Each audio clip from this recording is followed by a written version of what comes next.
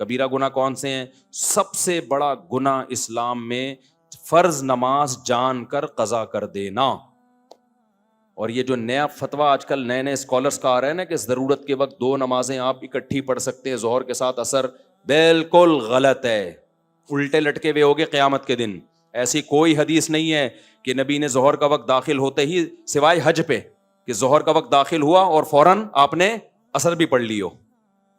سفر کے بارے میں تو ائمہ کا اختلاف ہے، اس میں بھی یہ قول زیادہ مضبوط ہے دلیل کے لحاظ سے کہ اس میں جمع صورتاً جمع کی ہے، ظہر کو اثر کے قریب لے کر گئے، اثر کو مقدم کیا.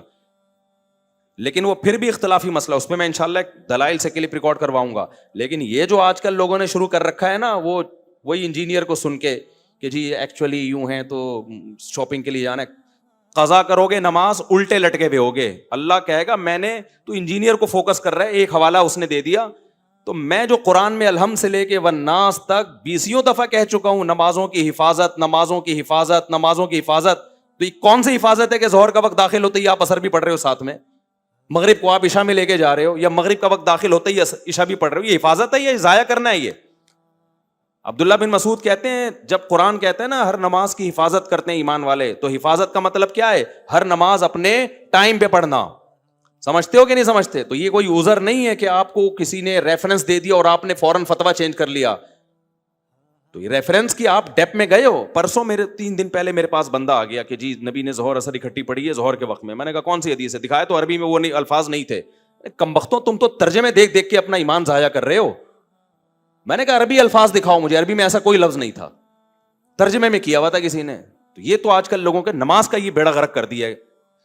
تو اللہ میاں قرآن میں ایویں ہی کہہ رہے ہیں کہ حافظوا علی الصلوات والصلاۃ الوسطیٰ، کہ نمازوں کی حفاظت کرو. اس کا کیا مطلب ہے؟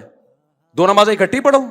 حفاظت کا مطلب ہر نماز اپنے ٹائم پہ پڑھو، آگے پیچھے نہ ہونے دو. اور پھر اللہ اسپیشل کہہ رہے ہیں خاص طور پر عصر کی نماز، آپ نے اسی کا بیڑا غرق کر دیا، ظہر کے ساتھ ملا دیا آپ نے. تو یہ قرآن کی یہ نصوص، میدان جنگ میں اللہ نماز کو ٹائم سے ٹالنے کی اجازت نہیں دے رہا، میدان جنگ. اور آپ شاپنگوں میں لوگوں کو کیا کہہ رہے ہو؟ اور کہہ رہے ہو اکیڈمی میں ایکچولی تھوڑا ہمارے بھی کبھی کبھار مصروف ہوتے ہیں. وہ جو عبداللہ بن عباس کی حدیث ہے نا، اس کا میں مطلب بتاؤں گا انشاءاللہ. اس میں بہت خیانتیں کی ہیں ترجمہ کرنے میں اور اس کی تفسیر کرنے میں. ان کے شاگرد نے اس کا کیا مطلب بتایا. ان کا شاگرد کہہ رہے عبداللہ بن عباس ظہر کو عصر کے قریب لے کر گئے اور عصر کو مقدم کیا. یہ ان کا شاگرد کہہ رہا ہے کہ میرا خیال ہے ایسے کیا. اس کا ترجمہ انجینئر صاحب نے کیا کہ کوئی حنفی بیٹھا ہوا تھا، اس نے یہ تعویل کر دی. پھر کہہ رہا ہے کہ میں عبداللہ بن عباس کو فالو کرتا ہوں، کسی اور کو نہیں. عبداللہ بن عباس نے یہ کب کیا کہ ظہر کا وقت داخل ہوتا ہی اثر پڑھ لی ہے، یا ظہر کو اثر تک قضا کیا ہے؟ یہ کب کیا ہے؟ ان کا شاگرد جو بتا رہا ہے اس کو آپ کہہ رہے ہو کہ میں وہ حنفی تھا کوئی شاگرد ان کا. فضول قسم کی. جس آدمی کو انزائٹی کا پیشنٹ ہو، جس کو پتہ ہی نہیں کہ اوٹ پٹانگ پھینکے جا رہا ہے، اور میں اللہ کی قسم مجھے اس پہ تعجب نہیں ہوتا، وہ جو سامنے بیٹھے ہوئے مکھنچو ہیں مجھے ان پہ تعجب ہوتا ہے. یار لپیٹنے کی بھی تو کوئی حد ہوتی ہے. تم اس سے پوچھ نہیں سکتے کہ حضرت یہ تعویل جو کہ ہے کہ ظہر کو مؤخر کیا اثر کو مقدم کیا، یہ کسی حنفی نے کی ہے یا عبداللہ بن عباس کے شاگرد نے کی ہے؟ شاگرد نے کی ہے. تو شاگرد استاذ کی بات کو زیادہ سمجھتا ہے یا 1500 سال کے بعد ایک جہلم میں بیٹھا ہوا انجینئر عبداللہ بن عباس کو زیادہ سمجھتا ہے؟ سمجھ میں آ رہی ہے بات کہ نہیں آ رہی ہے؟ پھینکے جاؤ پبلک بیٹھی ہے کیچ کرنے کے لیے. ہمارے ایک استاذ تھے، اللہ ان کی مغفرت کرے اگر انتقال ہو گیا. استاذوں کے بارے میں ایسی بات کرنی تو نہیں چاہیے، لیکن اب کسی کو کیا پتا، وہ کرتے تھے اس طرح کی باتیں نا تو پھر طلبہ مذاق اڑاتے تھے. وہ کیا کرتے جب کلاس میں آتے نا تو اپنی تعریفیں بہت زیادہ کرتے تھے. وہ تھے قابل استاذ لیکن بہت زیادہ کرتے تھے. میں یوں ہوں، میں یوں ہوں، میں یوں ہوں، میں یوں ہوں، پھر بولتے رہتے. تو میں نے ایک دن ایک لڑکے کو دیکھا وہ یوں یوں کر رہا ہے بیٹھ کے نا، یوں یوں یوں. میں نے کہا یہ کیا کر رہا ہے بھائی تو؟ وہ لڑکا بھی میں جانتا ہوں یہاں بیان میں بھی بیٹھا ہوا ہے، اب وہ تو ہمارا دوست تھا، اب تو بڑا ہو گیا، وہ بچے جوان ہو گئے اس کے.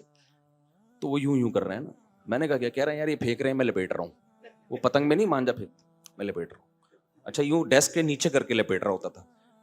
تو میں نے کہا یہ تو ایسا نہیں کرو یار. کہتے ہیں بھائی ایک دن ان کی تعریف ہم نے سن لی، 2 دن ہو گئے، 3 دن ہو گئے یار، اب اتنا دنیا میں نیک کہ یہی ٹیچر ایک پیدا ہوئے ہیں. ٹیچر واقعی قابل تھے لیکن بہت زیادہ کرنے لگے تھے نا، تو ہمیں بڑی ایسی آئی. تو اگلا پھینکے جا رہا ہے، آپ بیٹھ کے کیا کر رہے ہو؟ لپیٹے. نبی حضرت صفیہ کو بخاری میں ہے کہ گھر چھوڑنے کے لیے گئے، یعنی مسجد سے باہر نکل. ابے تو ترجمہ دیکھ لو اس کا, اور ترجمہ بھی غلط ہو سکتا ہے, عربی الفاظ تو دیکھو نا, تم علماء سے تو پوچھو. ظہر کے ساتھ اثر اکٹھی ہو رہی ہے, مغرب کو ڈیلے کیا جا رہا ہے, اور دلیل وہ عبداللہ بن عباس کی دی جا رہی ہے کہ میری امت حرج میں نہ پڑے. اور یہ بھی کہا جا رہا ہے کہ اگر ہر نماز اپنے ٹائم پہ ہی پڑھنی تھی تو اس میں آسانی کیا ہوئی؟ او بھائی آسانی اس میں ہے کہ آپ کو 2 نمازوں کے لیے 2 دفعہ آنا ہے, اب ایک ہی دفعہ میں 2 نمازیں نبٹ جائیں گی, تو یہ آسانی نہیں ہے, تو کامن سینس کی بات ہے.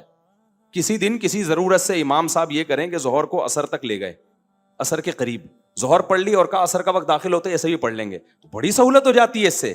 تو کبھی کبھار اگر کوئی ایسا کر لے کوئی حرج نہیں ہے, تو نبی نے بھی ایسا اسی لیے کیا ہے کہ کبھی کبھار کر لیا جائے تو کوئی حرج نہیں ہے, لیکن اس میں ہر نماز اپنے ٹائم پہ ہی پڑھی ہے. سمجھتے ہو کہ نہیں سمجھتے؟ یہ کہاں لکھا ہے کہ قضا کی ہے وہ؟ تو میں ان پہ پورا کلپ ریکارڈ کرواؤں گا. تو ابھی تو صرف یہ بتانا ہے کہ ابھی جب آپ وہاں اکیڈمی میں بیٹھا کریں تو یوں کیا کریں, یوں جب بھی بولے کریں ٹھیک ہے, لپیٹنے کے لیے بہترین چیز ہے, صحیح ہے نا. باقی متاثر نہ ہوا کریں, یہ ریسرچ بھائی اٹ از کالڈ ریسرچ, وہ کوئی ریسرچ نہیں ہے. عبداللہ بن عباس سے سنن نسائی میں خود یہ تعویل منقول ہے کہ ظہر کو مقدم کیا, ظہر کو مؤخر کیا, عصر کو مقدم.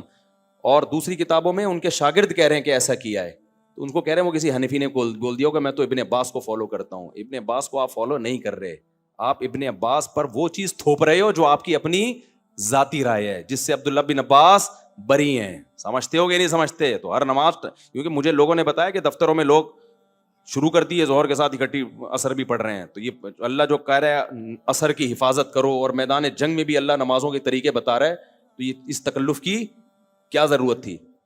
تو یہ نماز اپنے ٹائم پہ پڑھو, ایک ہی چیز رہ گئی ہے. تو اس لیے اللہ نے کیا فرمایا, والذین یجتنبون کبائر الاثم, تو کبیرہ گناہوں سے بچتے ہیں. کبیرہ میں سب سے پہلے نماز کا ضائع کرنا ہے, دوسرا زنا کرنا, قتل کرنا, ماں باپ کو بولو منہ سے جلدی لو, ماں باپ کو ستانا, تکلیفیں پہنچانا, پھر چوری کرنا جس پہ حد جاری ہوتی ہے, اور ہومو سیکسولیٹی یہ بھی کبیرہ گناہ ہے, اور سود کھانا, بینک میں جاب کرنا سودی بینک میں, کیونکہ آپ سود میں تعاون کا ذریعہ بن رہے ہیں. علماء کہتے ہیں کبیرہ گناہ وہ گناہ ہے, ہر وہ گناہ جس پہ جہنم کی وعید ہو یا اللہ اس کے رسول کی طرف سے لعنت ہو. تو نبی نے سود دینے والے لینے والے پر بھی لعنت, سودی لین دین پہ گواہ بننے والے پر بھی لعنت, سودی لین دین کے کو لکھنے والے پر بھی لعنت کی ہے. تو یہ بھی کبیرہ گناہ میں داخل ہے. انشورنس میں جاب کرنا, انشورنس کیونکہ وہ سود اور جوئے کا مجموعہ ہے, وہ بھی کبیرہ گناہ میں داخل ہے. عورت کا کبھی کبھار بے پردگی ہو جائے تو صغیرہ, مکمل مسلسل بے پردہ رہنا مسلسل جیسے کہ عادت ہی ہوتی ہے, تو وہ کس میں داخل ہے؟ منہ سے پھوٹ, کبیرہ میں داخل ہے. کبھی بد نظری ہو گئی غلطی سے, صغیرہ میں داخل ہے. بد نظری کی عادت پڑ جانا, بولو کبیرہ میں داخل ہے. ہینڈ پریکٹس کا بھی ایسا ہی مسئلہ ہے, کبھی کسی سے غلطی سے ہو گیا, بہت زیادہ غلبہ تھا اس کے اوپر, غلط کیا اس نے, توبہ استغفار کرے, لیکن وہ کبیرہ میں نہیں آئے گا. لیکن یہ کام جو کرتا ہے ایک دفعہ نہیں ہوتا, اس سے یوز ٹو ہوتا ہے. تو جب آپ یوز ٹو ہو گئے تو یہ کس میں آ گیا؟ صغیرہ گناہ کا جب اصرار ہونا, کرتے رہو, تو وہ کبیرہ میں داخل ہو جاتا ہے. وہ سمجھتے ہو کہ نہیں سمجھتے؟ اسی طرح اور بہت سارے گناہ, رشتہ داری توڑنا, 1 سال ہو گیا بہن سے بات نہیں ہو رہی, 1 سال ہو گیا سگے بھائی سے منہ بنایا ہوا ہے, پھپھو سے منہ بنایا ہوا ہے, خالہ, یہ جو محرم رشتے ہیں یہ ان سے صلہ رحمی فرض ہے. کبھی کبھار ہو جاتی ہے اونچ نیچ, اتنے لمبے عرصے کے لیے قطع تعلق کر لیتے ہیں, تو یہ بھی کس میں داخل ہے؟ رشتہ داری توڑنا اسلام میں چھوٹا گناہ بولو نہیں ہے. تو یہ موٹے موٹے گناہ ہیں. کبھی کبھار کسی کی ہلکی پھلکی غیبت ہو گئی, صغیرہ میں داخل ہے.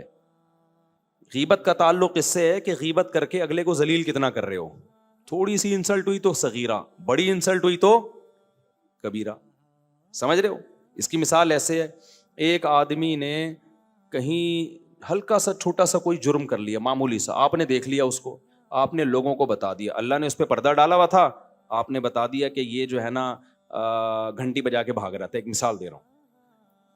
تو اس سے کوئی زیادہ ذلیل نہیں ہو جائے گا سوسائٹی میں, تو یہ غیبت بھی صغیرہ کہلائے گی. لیکن آپ نے اس کو زنا کرتے ہوئے دیکھ لیا یا کوئی اور جرم کرتے ہوئے, اللہ نے اس کے گناہ پہ کیا ڈالا ہے؟ پردہ.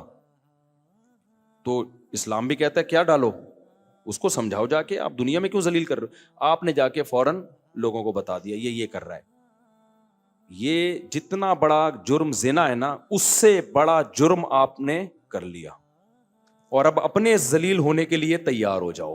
سمجھ رہے ہو؟ حدیث میں آتا ہے کہ جو کسی کی مصیبت پہ خوش ہوتا ہے نا، اس کا خطرہ ہے کہ اللہ اس کو اس عذاب میں ڈال دے. مصیبت ہی ہے نا، زنا کر لیا اس نے.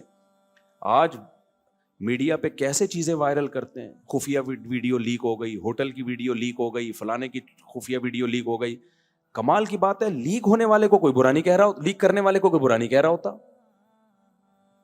کیا دنیا میں سارے ایسے ہیں کہ وہ ان کا کبھی کوئی چھپ کے کوئی گناہ ہی نہیں کیا انہوں نے؟ اگر اللہ سب کو ایکسپوز کر دے. عامر لیاقت کی بیوی نے کیا کیا تھا، اس کی برہنہ ویڈیو شائع کر دی. اس وقت سارے کلپ عامر لیاقت کے خلاف بن رہے تھے. میں حیران تھا، اس کی بیوی کو کوئی کچھ نہیں کہہ رہا. کتنی بڑی مجرم تھی وہ عورت، کتنی ذلیل عورت تھی وہ، کہ جو میاں بیوی کے خاص معاملات ہوتے ہیں اس میں وہ بے شرم عورت جو ہے اس کے بغیر کپڑوں کی ویڈیو وائرل کر رہی ہے، اور لوگ اسے ایک لفظ کہنے کے لیے تیار نہیں ہے. سارا نزلہ عامر لیاقت پہ اتار رہے ہیں.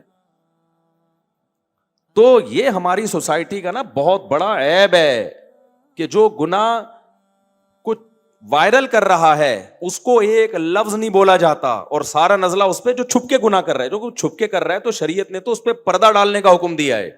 ہاں کھلے عام کر رہا ہے تو پھر اس کو ذلیل کرتے پھرو. تو یہ بہت بڑا المیہ ہے ہماری سوسائٹی کا بھائی.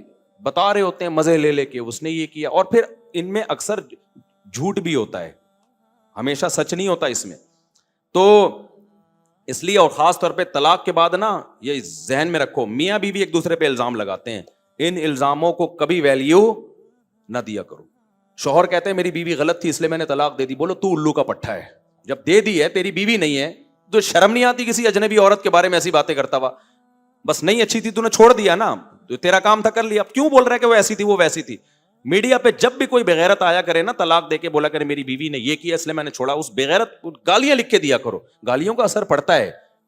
آپ سمجھ رہے ہو کہ اس پہ اثر نہیں ہوگا؟ ہوگا اثر. جب گالیاں جائیں گی نا دبا کے، وہ پڑھے گا کمنٹس، اس کی نیندیں اڑیں گی، بولے گا میں نے غلط کر دیا. اور اسی طرح عورت اپنے شوہر پہ الزام لگا رہی ہو نا علیحدگی کے بعد، اس نے یہ یوں تھا، یہ یوں تھا، یہ یوں کرتا تھا، یہ لڑکیوں سے باتیں، اس کو بولو تو ایک نمبر کی کیا ہے، بے شرم ہے. جب تیرا میاں نہیں ہے تو تجھے کیا لینا دینا؟ تو یہ ہماری سوسائٹی میں نا، اور میڈیا والے بھی چسکے لیتے ہیں بالکل، تو بہت مزے لے لے کے اس کو وائرل کر رہے ہوتے ہیں. تو یہ اسلام میں حرام ہے، گناہ بولو کبیرہ ہے. اسی طرح بھائی کہتے ہوئے ڈر لگتا ہے لیکن مسئلہ ہے، میں چھپا نہیں سکتا، مرد کے لیے داڑھی کاٹنا بھی گناہ ہے، بولو کبیرہ ہے. یہ بھی گناہ کبیرہ میں آتا ہے، تغییر خلق اللہ میں آتا ہے. عورت کا آئی بروز بنانا گناہ ہے، بول دو نا کبیرہ ہے، کیونکہ نبی نے لعنت کی ہے. ہاں کسی عورت کی آئی بروز بہت زیادہ گھنی ہو اور آپس میں بہت زیادہ ملی ہوئی ہو تو پھر اتنا سیٹنگ کی جا سکتی ہے کہ اس کو نارمل حالت، بیوٹی کی نیت سے نہیں، عیب دور کرنے کے لیے اس کو نارمل کنڈیشن پہ لایا جا سکتا ہے. اس کی مثال ایسے ہے کہ جیسے دانتوں میں جو خلا پیدا کرے گا نا بیوٹی کے لیے، نبی نے اس عورت پہ لعنت کی ہے. عرب کے میں ایسا ہوتا تھا، خواتین کیا کرتی تھی، اس زمانے میں بھی ڈینٹسٹ ہوتے تھے، تو دانتوں میں نا خلا پیدا کرواتی تھی، کیونکہ دو دانت میں اگر بیچ میں گیپ ہو تھوڑا سا، بعض لوگوں پہ اچھا لگتا ہے نا، بول دو اچھا لگتا ہے، وہ بعضوں کے نہیں بھی لگتا. تو نبی نے لعنت فرمائی، المتفلجات، وہ عورتیں جو دانتوں میں گیپ پیدا کرواتی ہیں ان پر اللہ کی لعنت. کیوں؟ اللہ کی بنائی ہوئی تخلیق کو کیا کر رہی ہیں، چینج. دانتوں کی سیٹنگ آپ چینج نہیں کر سکتے.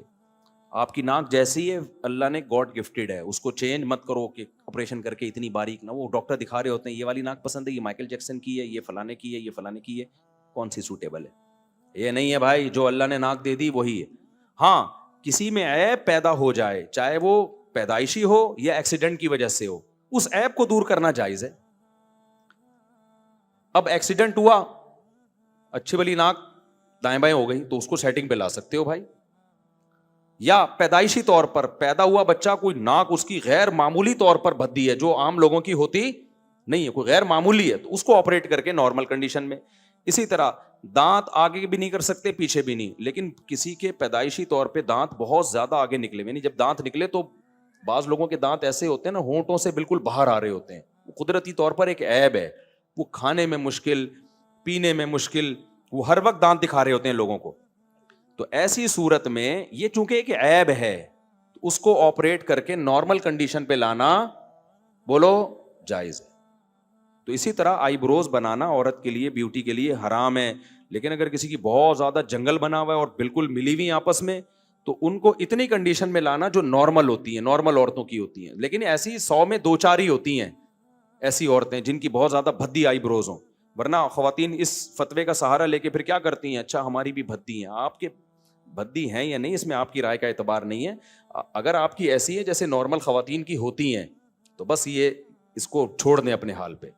ہاں اگر 100 میں کوئی 2-4 خواتین ایسی ہوتی ہیں، جیسے 2-4 ہوتے ہیں جن کی ناک بہت ہی موٹی پیدا ہو گئی، 2-4 ہوتے ہیں جو بےچارے لنگڑے پیدا ہو جاتے ہیں، 2-4 ہوتے ہیں سینکڑوں میں جو کوئی معذور ہوتے ہیں، تو ایسے ہی 2-4 خواتین سینکڑوں ہزاروں میں ایسی ہو سکتی ہیں جن کے آئی بروز بہت زیادہ بھدی ہوں، وہ اس کو سیٹنگ پہ لا سکتی ہیں. سمجھتے ہو؟ تو اسی طرح ناخن نہ کاٹنا، نبی نے 10 چیزیں پیغمبروں کی فطرت میں بتائی ہیں، ان میں ناخن کاٹنا.